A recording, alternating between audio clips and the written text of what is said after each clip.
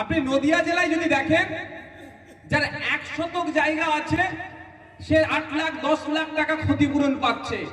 আর আপনাদের এই আমডাঙ্গায় উত্তর 24 পরগনায় দেখুন, যার 10 শতক জায়গা আছে সে 25-30 হাজার টাকা তার হাতে ধরিয়ে দিয়েছে। তাহলে মধ্যখানে টাকাটা কে লুটছে?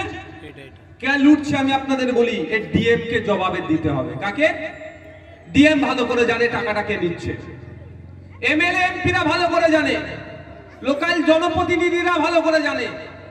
এটা নিয়ে যারা প্রতিবাদ করছে, স্বাভাবিক ব্যাপার ভাবে ভারত সরকার যখন ক্ষতিপূরণ বেশি করে দিচ্ছে, আমি আপনি কে সেখান থেকে কাটিং করে নেবার?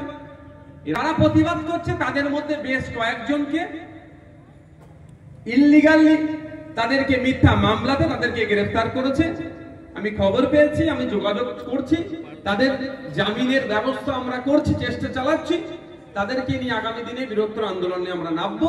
তবে তাদেরকে যেভাবে হুমকি চুমকি দিয়ে টাকা তো কিনে নিয়ে খেয়ে নিয়েছে, এখন ভারত সরকার টাকা পাঠিয়ে দিয়েছে। এই বিষয়ে দেখবেন অর্জুন সিং কথা বলবে না।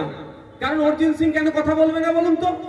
ও আজকে আছে, কালকে আবার এদের দলে হয়ে যেতে পারে। হয়তো গতকালকে থেকে একসাথে মাল তুলেছিল, মাল নিয়ে এখন ওইদিকে চলে গেছে। শুভেন্দু অধিকারী কথা বলবে না। বলতে হবে আমাদেরকে, এখানকার মানুষ ক্ষতিগ্রস্ত হচ্ছে, তার হকের প্রাপ্য যাতে পায় তার জন্য আমাদেরকে চিৎকার করতে হবে। তাই যাদেরকে অনৈতিকভাবে অবৈধভাবে গ্রেফতার করে রেখেছে তাদের আমরা প্রতিবাদ জানাচ্ছি। আমরা সরকারের কাছে চাইব অবিলম্বে তাদেরকে নিঃশর্তে মুক্তি দেওয়া হোক। অন্যথায় আমরা আইনি লড়াই করে তাদেরকে জামিন করিয়ে মালা পরিয়ে তাদের বাড়িতে পৌঁছাবো এবং তাদের হয়ে আমরা লড়াই করব।